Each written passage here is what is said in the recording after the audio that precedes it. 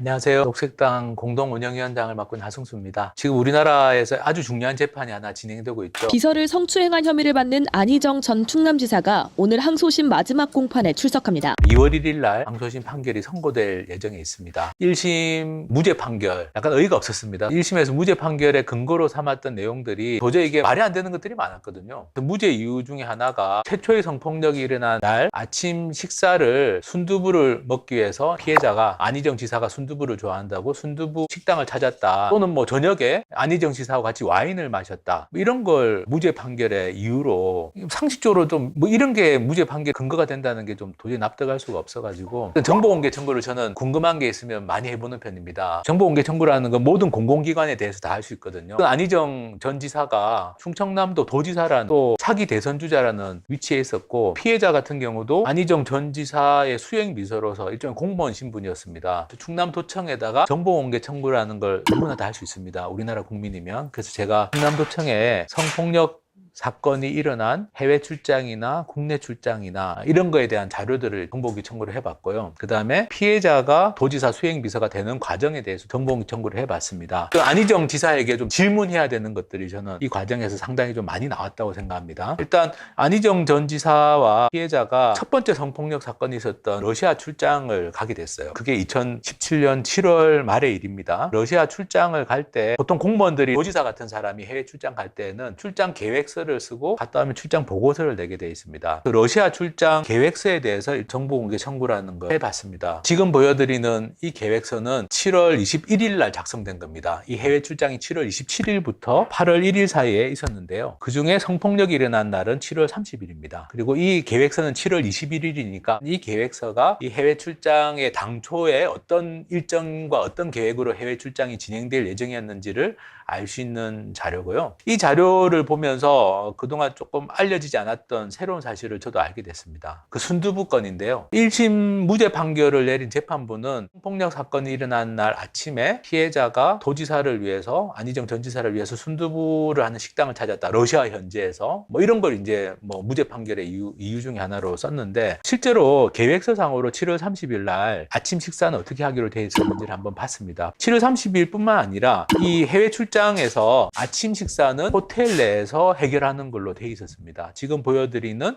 7월 30일 일정 계획상으로도 호텔 내에서 조찬을 하는 것으로 돼 있었거든요. 그러면 갑자기 순두부가 왜 나왔을까를 한번 생각해 봐야 됩니다. 제가 1심에서 무죄 판결이 난 다음에 피해자가 언론에 한 얘기를 읽었는데요. 피해자 이야기는 본인이 순두부를 찾은 기억이 없다. 다른 공무원이 얘기를 했을 수는 있지만 자기가 적극적으로 그렇게 순두부집을 찾지 않았다라는 얘기를 했고 저는 그 피해자의 말이 사실일 거라고 생각합니다. 수사 과정이나 재판 과정에서도 순두부가 쟁점이 되진 않았으니까 그렇다면 우리가 합리적으로 생각해보면 두 가지 경우의 수를 생각할 수 있는데요. 7월 30일 날 아침이 분명히 호텔 내에서 조찬을 하기로 돼 있었는데 누가 갑자기 순두부를 찾아라고 찾았을까를 생각해보면 저는 두 가지 가능성밖에 없는 것 같아요. 안희정 지사가 순두부가 먹고 싶으니까 순두부집을 찾아보라고 공무원에게 시켰거나 아니면 공무원이 충성심에서 피해자는 아닌 것 같고 그럼 다른 공무원이 충성심에서 안희정 지사를 위해서 순두부집을 러시아 레닌그라드에서 찾았거나 결국 두 가지 가능성밖에 없는데 이 두 가지 가능성은 전부 다 뭐냐? 안희정 지사가 러시아 현지에서 순두부를 먹고 싶으면 순두부를 찾아야 되는 게 공무원들의 일이었다는 거죠. 그 정도로 안희정 지사는 아주 절대적인 위치에 있었다라는 걸 공무원들과의 관계에서 저는 오히려 그걸 보여주는 게 아닌가. 얼마나 안희정 지사의 권력이라는 것이 위력이라는 것이 막강한지를 보여주는 사례가 아닌가. 오히려 이거는 무죄의 근거가 아니라 유죄의 근거가 돼야 되는 게 아닌가라는 생각을 좀 해봤고요. 그리고 이제 또 1심 무죄 판결에서 언급한 게 7월 30일 저녁에 원래 일정표상으로는 발레를 관람하기로 돼 있었습니다. 안희정 지사를 포함해서 모든 일행들이 발레 공연을 관람하기로 되어 있었는데 발레 공연을 관람하지 않고 안희정 전 지사와 피해자가 와인바에 가서 와인을 마셨다는 걸 또 무죄 판결의 근거로 써놨어요. 판결문에서. 그런데 그것도 저는 반대로 이게 무죄 판결의 근거가 아니라 안희정 전 지사의 권력이 얼마나 막강한지를 보여주는 사례 중에 하나라고 생각합니다. 왜냐하면은 지금 보여드리는 일정표상 발레 공연을 관람한다는 게 사적인 일정이 아니었어요. 충청남도 공무원이 작성한 출장 계획서상으로 주요 일정 중에 하나로 표시되어 있을 정도로 공적인 일정이었거든요.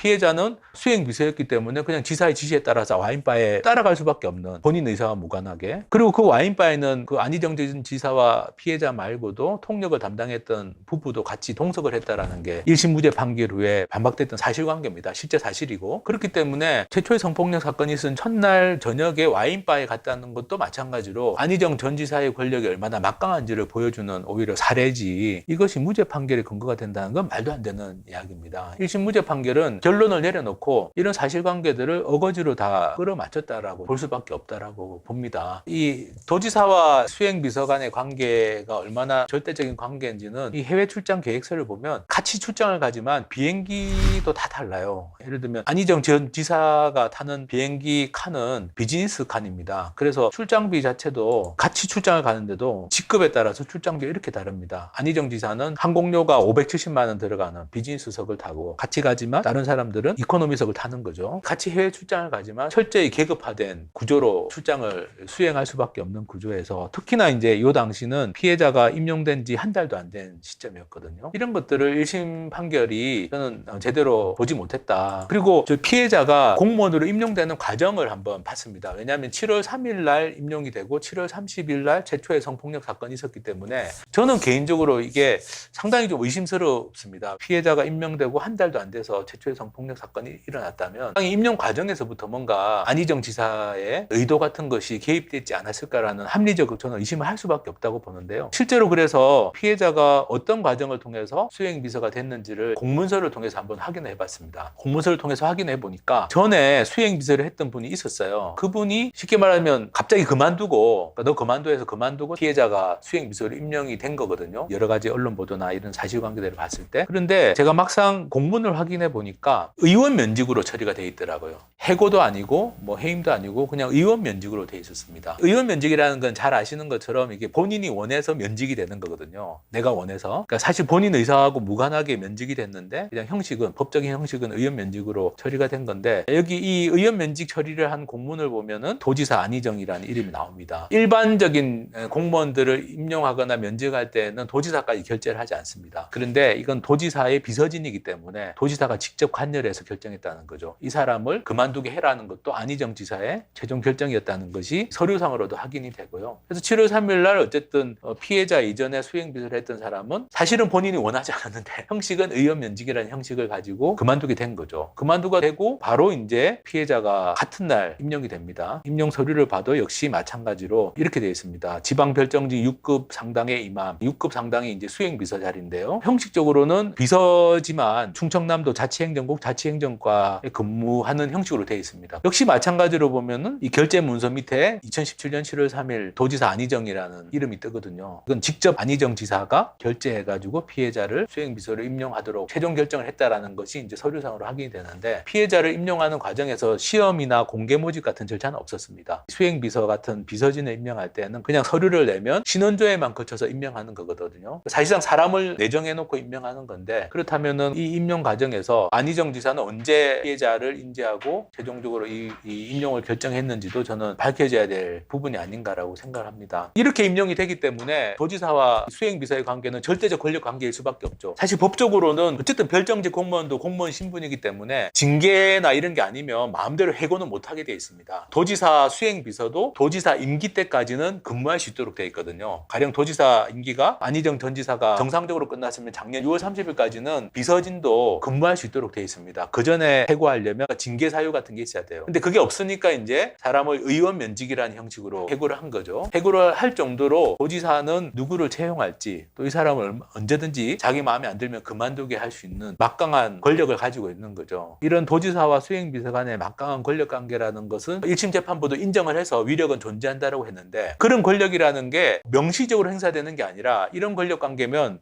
그냥 일상적으로 권력이라는 게 행사된다고 봐야 됩니다. 근데 이런 것들을 1심 재판부는 완전히 무시했다라고 저는 봅니다. 그래서 항소심 재판부는 이런 권력 관계에 대해서 좀 제대로 인지하고 제대로 좀 판결을 한다면 저는 당연히 유죄 판결을 내릴 수밖에 없을 거라고 생각합니다. 왜냐하면 말씀드린 것처럼 이런 식으로 임명된 지 한 달도 지나지 않아서 최초의 성폭력 사건이 일어났고, 국내로 돌아와서 8월 12일 날 두 번째 성폭력 사건이 일어났는데, 그 8월 12일도 서울에 출장을 온 형식이었습니다. 그 8월 12일은 휴일이었거든요. 토요일이었습니다. 토요일인데도 불구하고 하고 안희정 지사가 서울에 일정 있으면 그냥 다 따라와야 되는 거죠. 운전사도 따라오고 수행비서도 따라오고. 그날 안희정 전 지사의 일정표를 제가 입수를 해서 8월 12일 날 두 번째 성폭력 사건이 일어난 날 무슨 일정이 있었는지에 대해서 확인해 봤어요. 역시 정보공개 청구를 해서 충청남도 자료를 확인해 보니까 2017년 8월 12일 일정은 최재성 전 국회의원, 지금은 국회의원이 다시 되셨죠. 이분을 서울에서 만난다는 게 유일한 일정이었습니다. 이 일정을 명목으로 서울 출장을 달고 출장비까지 받아서 수행비서 운전사 대동해가지고 토요일 날 서울로 올라왔고, 근데 실제로는 그날 최재성 전 의원을 만났는지는 확인할 수가 없는데 실제로 그날 안희정 전 지사의 일정은 뭐였냐면은 최재성 전 의원을 만났을 수도 있겠죠. 그 다음 일정은 저녁에 뮤지컬을 보는 거였습니다. 그 뮤지컬을 본 다음에 호프집을 들렀다가 두 번째 성폭력 사건이 일어났거든요. 근데 문제는 그 과정에서 토요일이었음에도 불구하고 수행비서나 운전사는 쉴 휴일 이런 거 전혀 관계없이 그냥 안희정 지사가 뮤지컬 보면 뮤지컬 보는 거 기다리고, 뭐 호프집에서 끝나고 나서 사람들하고 술 마시면 술 마시는 거 대기하고 기다리고, 이런 정도의 권력 관계였다는 거죠. 이런 게 일상적으로 권력이 행사되는 방식입니다. 이게 사실은 이게 정말 도지사로서의 공식 일정이라고 볼 수 있을지도 의심스러운 일정이죠. 뭐 전 국회의원 한 명 만나러 서울에 왔다고 해가지고 실제로는 또 저녁에 뮤지컬 보고 술 마시고, 이런 일정들을 다 그냥 수행비서는 다 따라다니면서 다 이렇게 수발해야 되는 그런 권력 관계, 이런 것들을 제대로 좀 파악하고 감안하고 인지하고 그래야만 저는 이 사건의 진상을 제대로 판단할 수 있다고 생각하는데, 1심 재판부는 이런 부분들에 대해서 굉장히 저는 모자랐다고 생각하고, 항소심에서 이렇게 일상적으로 행해져 왔던 절대적인 권력 관계, 여기에 대해서 좀 다시 한번 국민들도 좀 여론을 이렇게 일으켜가지고 환기를 하고 재판부도 정말 진지하게 이런 부분들에 대해서 좀 다시 살펴보는, 그래서 정말 안희정 지사가 응분의 법적 책임을 저는 져야 한다고 생각합니다.